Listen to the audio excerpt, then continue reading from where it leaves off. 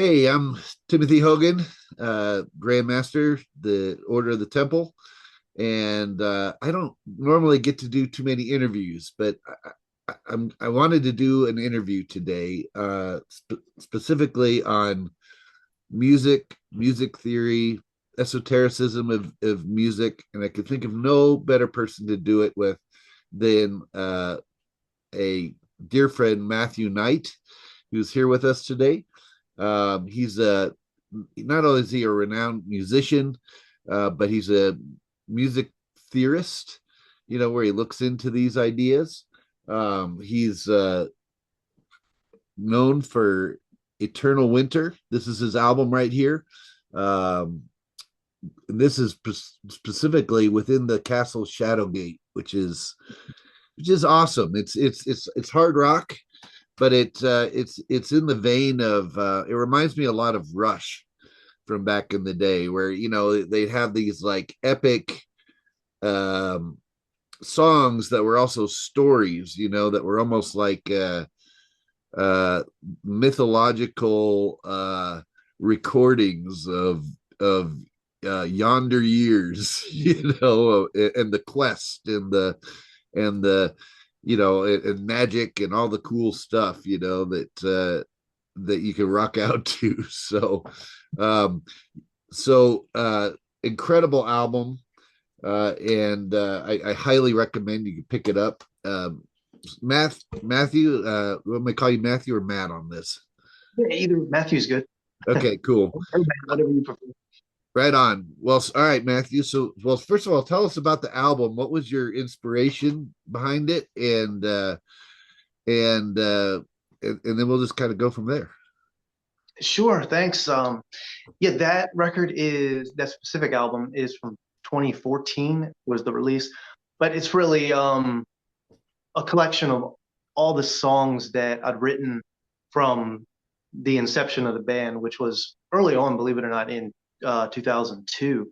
And Wow. then we spent a lot of years kind of crafting this epic music saga, about this like fantasy kind of concept story that I'd written. Um, and over the years, musical direction kind of changed a little bit, but when we finally were ready to kind of go in the studio and record an album, I wanted to bring together all the tracks that we'd written to go with it with this sort of fantasy saga.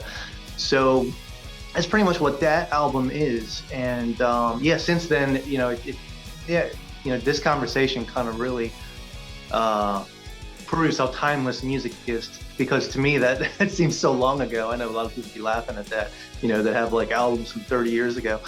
Hey, But don't laugh, yeah, man. Music is eternal, like it's awesome. yeah, yeah.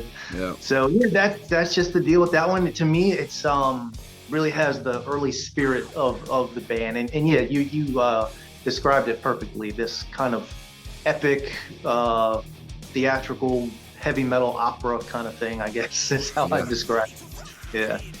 Yeah, it's great. It's great. It puts, yeah, particularly if you're for those of you who are drawn to things like the Arthurian legends, or the writings of Tolkien, or like any of those quest types of stories. It's really an anthem for it. So it's great. I love it. Of course, that resonates with me. But uh, within the Templar Collegiate, we have a number of bands. We have a number of musicians who are drawn to the Templar work, and it's always exciting to me to see them shine, and be able to put their stuff out there, and to be able to resonate with their passion, with it, and you certainly feel it in your album. So it's great.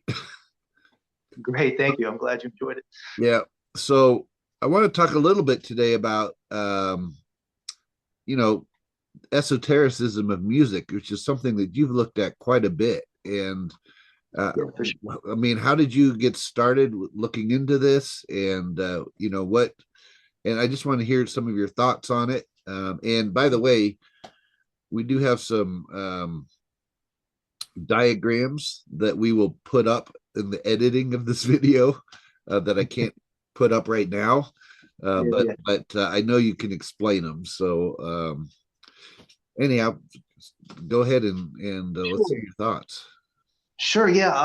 I kind of came to my own sort of way of looking at music through an esoteric lens from, I guess it all began, I got, well, when most people think of music in any kind of occult or metaphysical light, usually the first thing that comes to mind is um, frequencies and vibration, and for good reason, because, Yeah, that's what it all is. yeah, But there's a deeper esoteric uh, aspect of music that I believe a lot of people overlook, and a lot of people just aren't familiar with. I kind of came to this realization through the first thing that brought me there was sacred geometry, and I got into that through when I first got into meditation.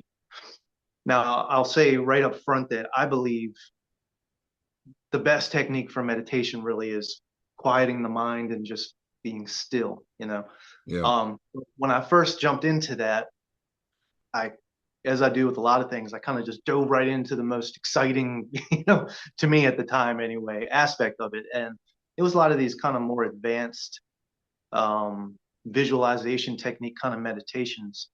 And a lot of these involve sacred geometry. yeah, I used to do these Merkaba meditations and this one called white gold alchemy. One was called the octahedrons of light. A lot of these where you're visualizing all these kind of celestial shapes moving in different ways and everything. So I was doing that, and I found it to be a pretty powerful tool for expanding consciousness, and I wanted to learn what was behind this whole sacred geometry thing, and what made it all work. So got into the study of that. I was really interested how really these are vibratory patterns that you know everything's made of, everything yeah. and tapestry of existence, if you will, are they're all permeated by these patterns is what they are really. Yeah, I used to say that all vibration is sound, and sound gives rise to geometry in the vibration or pattern, and then Yeah, pattern gives birth to crystalline structures, which are pretty much the foundation of all matter, right? All matter grows out of these crystalline structures, which uh, really just go back to these geometric shapes. So it's almost like the the vibration that causes the shape is what creates the form. And so, like exactly. when you hear that old well, like from Gospel of John, where it says, "In the beginning was the Word, and the Word was with God, and the Word was God." It's really what it's saying is, in the beginning was this vibration, right? The sound that gave birth to shape to form. I mean, and that's exactly what happens. Yeah, exactly. And that brings me right to my next point.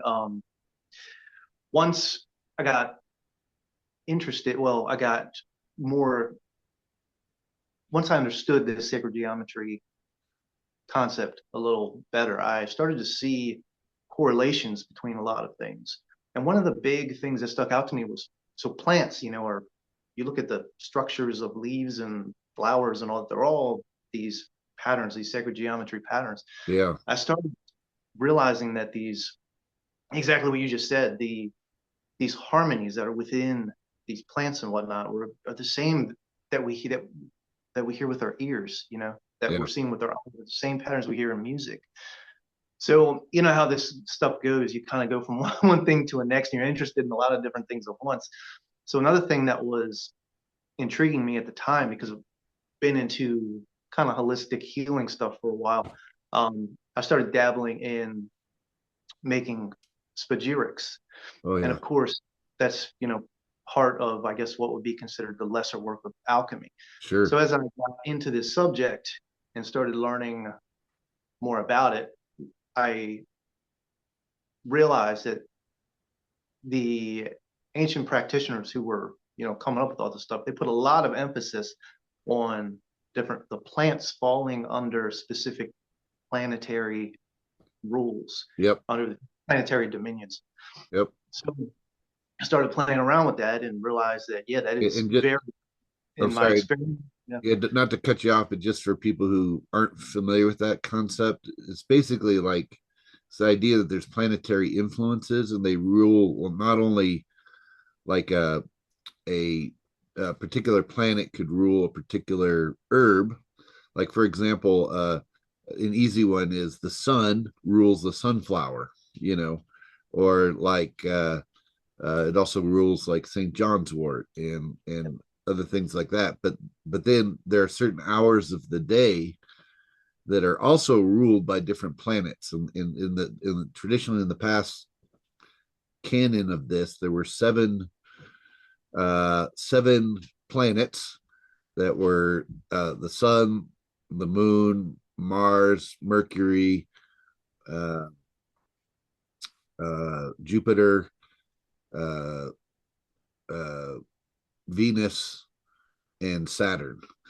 And these were, and by the way, our days of the week are also named after these things as well, or at least the Norse gods and goddesses that were associated with those planets in some cases. So you have Sunday is obviously the sun. Tuesday or Tuesday is Mars. Uh, Woden's day or Wednesday is Mercury. Thor's day or Thursday, which is Jupiter. Freya's day, which is Venus, which is yeah, and then Saturn day, which is Saturday. So those were our days of the week. So they were actually those days of the weeks were believed to be have more influence under those planets because there were basically, if you break down every day, there are 2 hours in the day that are normally set for every planet within a 24-hour period. But in the case of the ruling planet, there's actually 3 hours that day. So anyhow, it was believed this is where there was influence during that time, and it had influence over the not only the different types of herbs but the different parts of the body. And this was all part of hermetic association. And so you do operations during the correct vibratory time for these things. And I can tell you, it may sound uh, complicated, unnecessarily complicated, because modern science just looks at things like, well, no, you just mix these things together and that's it. But actually, if for example, if you take an herb like St. John's wort, I like to use that one, and you digest it at first, where you grind it up and you put it in a vessel, and you with usually with water, but you could also do alcohol, and you just let it digest. Where you put it on a low simmer, and you just let it simmer for days. What you'll find is that during the correct planetary hour for the sun for St. John's wort, during those times it'll actually start to get really active, and it will actually start to bubble a lot. And then as soon as that hour passes, it'll calm down again. And there is nothing in modern science that can explain that, but it is absolutely 100% true from an alchemical standpoint. So there are hidden forces and influences that are going on that can be detected. You just have to let it run for a while before you start to see those things. So this is part of what Matt's talking about with and so when you're creating a tincture, you're still playing off the idea that those planetary influences are affecting it. So that's kind of a really brief summary of of that doctrine, just for those of you who don't know. So anyhow, sorry, Matt. I didn't mean to interrupt you, but just so that people know. So Yeah, no, thank you for making that clear. Yeah. yeah. Um, yeah, so anyway, like I said, got into that and then was also seeing the correlation between the sacred geometry stuff and plants and music and all this. So then I got into a lot of musical lectures by Rudolf Steiner, Oh and yeah. also there was another anthroposophist named Herman Beck. He wrote some musical essays and lectures too that were really cool. What they would do is, well, the musical kind of adventures of Steiner are very go very deep into all kinds of different avenues. I mean, he'll talk about how music evolved from Atlantean times and all kinds of things. It's very Sure. interesting. But one of the things that I found very interesting is he and also Herman Beck would take the circle of fifths. Now, the circle of fifths we learn in music theory class. It's basically a diagram that just kind of shows you the musical key signatures and how they relate to their different the relative majors relate to the relative minors and how many sharps and flats they all have. And it's kind of funny because when I was in my early 20s and I was studying music theory, I never have been really mathematical with music. A lot of people, they have these super mathematical brains, and I'm kind of envious of them because they're able to count the sharps and flats and they're just really quick with music. But this visual tool of the circle of fifths really helped me. And I think at the time I had like the lesser key of Solomon with all those talismans in it, Mhm. and I kind of remember thinking like this is almost like an occult diagram. But just because it was kind of wishful thinking at the time. Well, what Steiner and these guys would do is they would take this circle of fifths and combine it with the zodiac so that these musical key signatures would coincide with the zodiac signs. Yep. I found this really interesting, and it intrigued me to want to find everything I could that they had written about this kind of subject. But I was a little disappointed because while their ideas were brilliant, they didn't really go too deep with it. They kind of took this device and used it as a way to explain the human experience on a seasonal level, and that was kind of the big concept. But I had just kind of gone on this whole trip of learning all the sacred geometry stuff and this alchemical concept. Yep. So when I saw this talisman, if you will, that they created, um, it just kind of blew me away. And I thought, well, maybe, you could go deeper with this if you were to apply this alchemical knowledge of utilizing the planetary essences Yeah. with this. So then I got into experimenting with that. And, you can take a specific key signature that's ruled by a certain time of the day, um, go out and experiment with it, and you'd be amazed at how, just like you're saying, the alchemical mixture gets really volatile when you're doing your thing. The same thing would occur when I would be playing with these key signatures. And I believe that this is also the reason why people somebody might be really moved by a piece of music one day, and then the next day they come back to it and it's kind of like, it's not really how I remember it before. I'm not as, moved Into by it. it. Yeah, Right. I don't think that has to do with your mood fluctuating from day to day. I think it has to do exactly with this Like this the time. planetary correspondence. Yeah. That So I mean, that makes a lot of sense. Back in the Victorian age, they used to create gardens that they knew different flowers were ruled by different times of the day by different planets. And so what they would do is they would plant like almost garden clocks where you could tell what time it was by which flowers were opening during that time, because it was that time, they were receiving the vibrations of that planet that ruled them, or that, whatever that ruled them during that time. And so, they would set up clocks that way. So it makes perfect sense that with music too, or different sounds, like they're going to be, they're going to resonate with a particular time, you know? Yeah, definitely. And I think as a composer, now this is my personal opinion. Yeah. I think that once you're able to tap into this, you're able to kind of embed an energetic code into a composition that I believe is it's recognized on a cosmic level when it's experienced by someone again, and all these energies are lining up correctly, Yeah. kind of at like an initiatory level. I believe that's true and that's able to happen. So that that gets into almost like a magical intention kind of thing that's able to happen when these cosmic energies are all everything's lined up. So yeah, that's a whole my whole roundabout way to explain how I came to where I am able to actually use this in my music.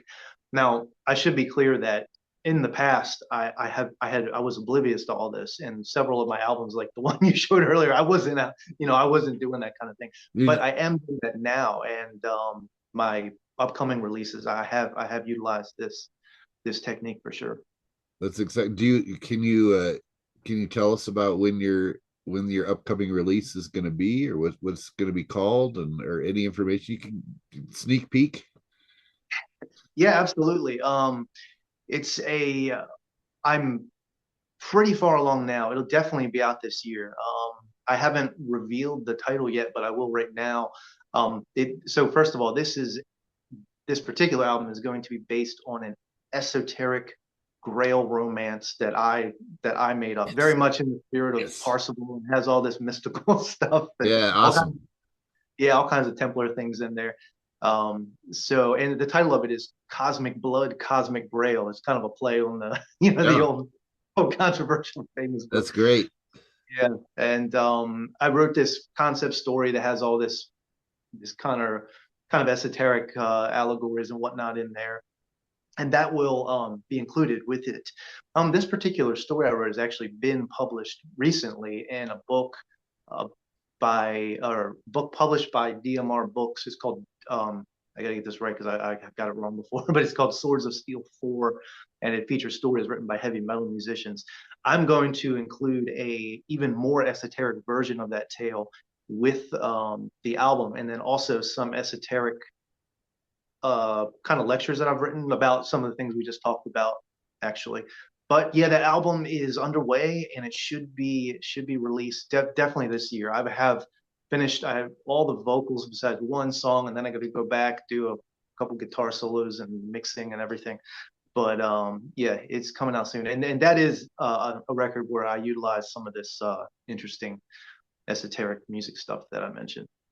Oh, that's fantastic. I love it. Well, we'll wait eagerly for it.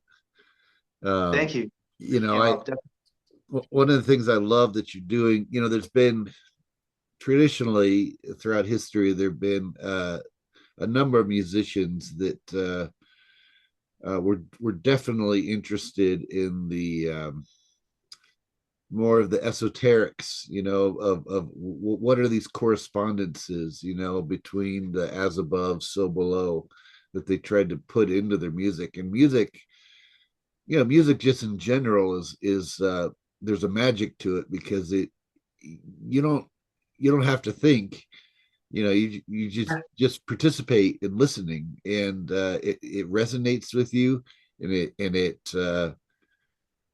there's a reason why music is it's always in the background, you know, for people, you know, when they're working, when they're shopping, when they're when they're driving in their cars, you know, it provides a almost like a anthem for our lives. And you associate, you may associate certain songs with certain memories of your life, you know, important memories or whatever. And I I'm getting to the age now where I was shocked to find that I turned on the oldies station here in Colorado, which is a cool 105, which I remember when I was younger as being like that's when they would play the Beatles, or they would play even earlier bands, and now they're playing all these 90s music, all the music that like, I was rocking to back in high school. So now it's like, um, it is fun to revisit some of that, even songs I didn't like back then, but Right, right. to hear it again, it's like, oh, that song's not so bad, and I kind of have these memories associated with it, so um music just has a way of being in our consciousness, and it's also interesting. I found that even with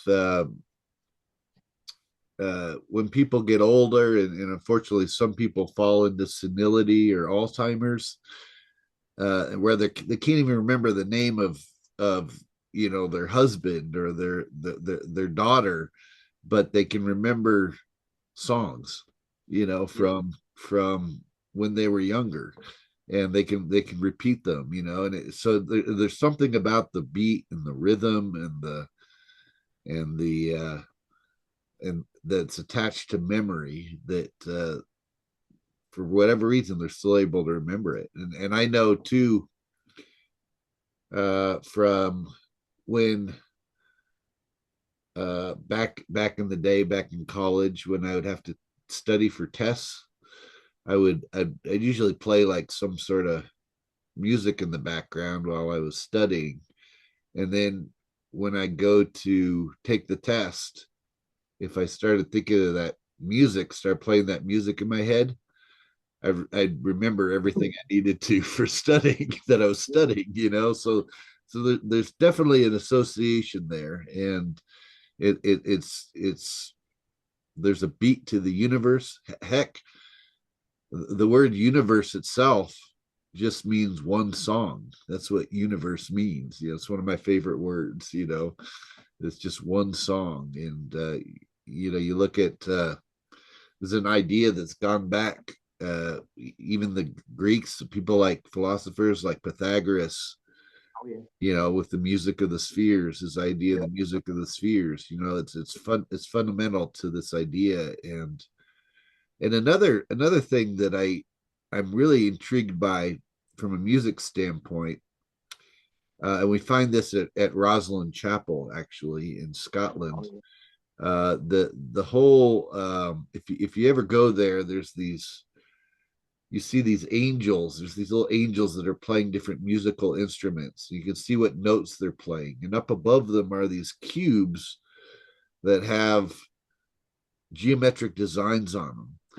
And what those geometric designs are is they're actually the somatic design that happens from the note that they're playing. So there's actually, if you take a drum, for example, and you were to hook it up to, say, a trumpet or something, right? You'd put a tube from the trumpet to the drum, and you play a particular note on the trumpet, let's say, and you sprinkle sand on the drum.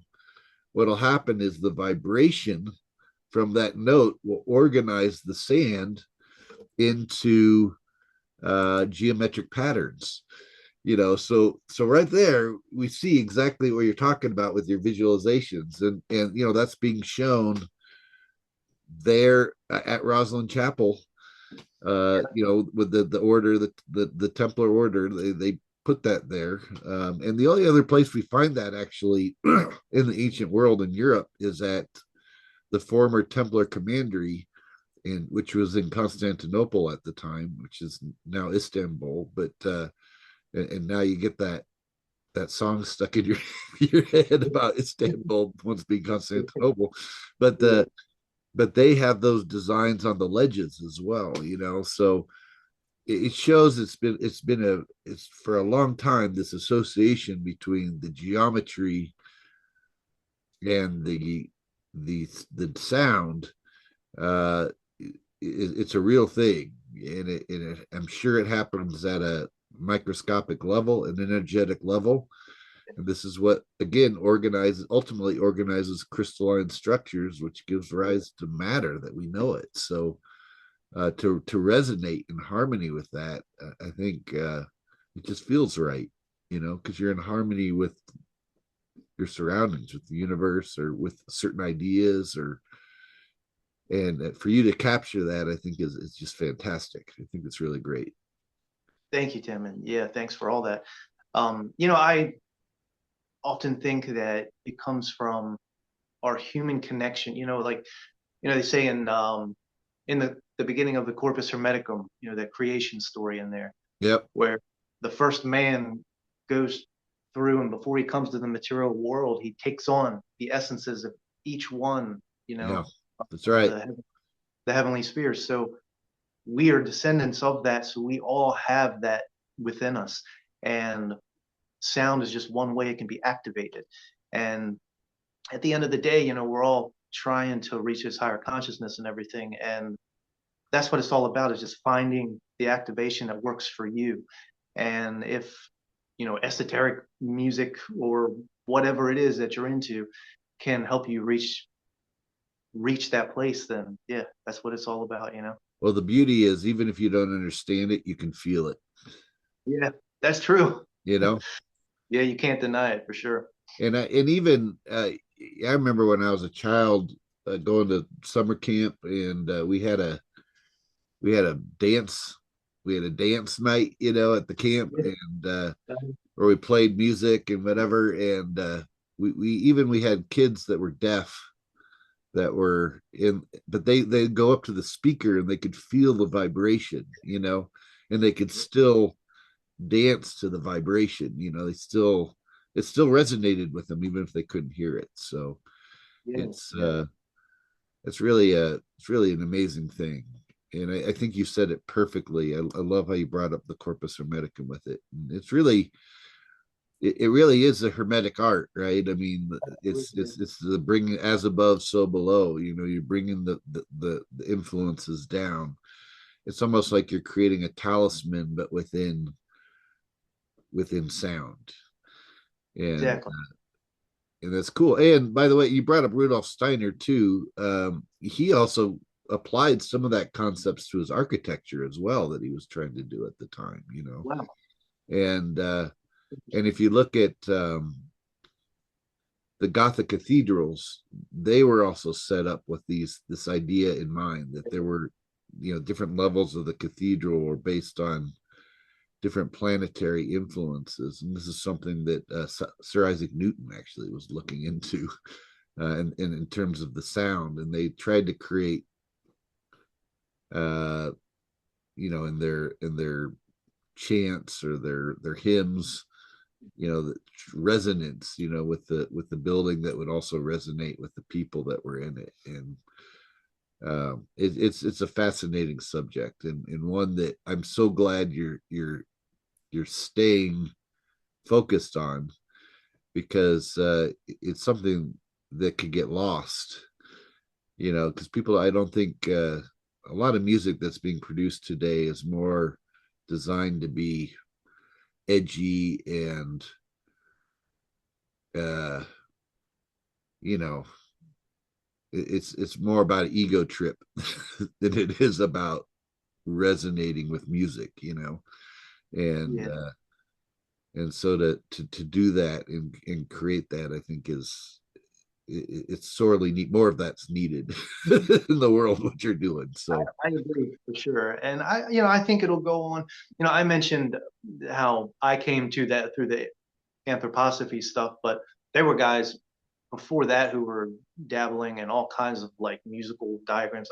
Kepler was one, sure. and yeah, of course, even well, even Mozart and Beethoven, they were both into this type of thing too, I mean, so amongst others. So yeah, yeah, it's cool. Well, yeah, we all have this harmonic vocabulary within us as composers, and I think some people will oh, they'll sort of abandon that for exactly what you just said, just to adhere to a certain type of music or whatever. But if you can, you know, it goes back to that just following the heart, and yeah, really comes from the soul because it's all within us.